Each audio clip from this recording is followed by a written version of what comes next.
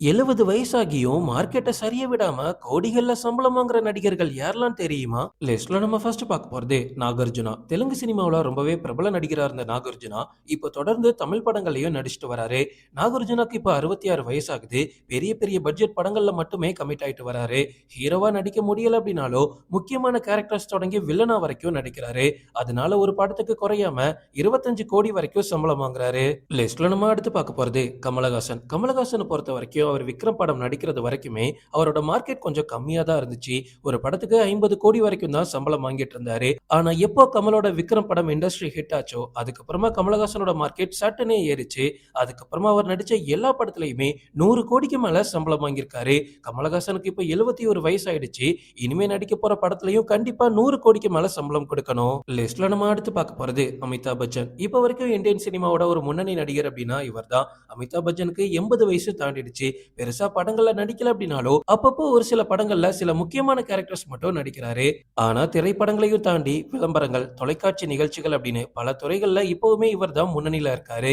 ஒரு படத்துக்கு இப்ப வரைக்கும் கெஸ்ட் ரோல்ல வரதுக்கு 20 கோடி வரைக்கும் சம்பளம் வாங்குறாரு.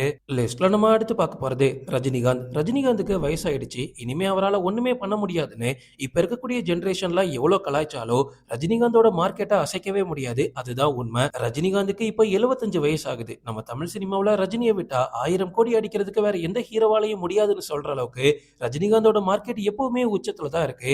இந்த வயசுல கூட ஒரு படத்துக்கு 250 கோடி வரைக்கும் சம்பளம் வாங்குறாரு. இது வரைக்கும் இந்தியன் சினிமாவுல எந்த ஒரு நடிகரோ இந்த வயசுல 200 கோடிக்கு மேல சம்பளம் வாங்கினதே இல்ல.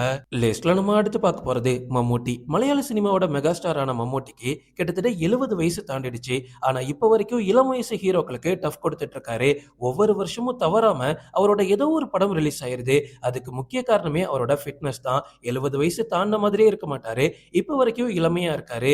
இந்த வயசுல கூட ஒரு படத்துக்கு 15 கோடி வரைக்கும் சம்பளம் வாங்கிட்டு இருக்காரு.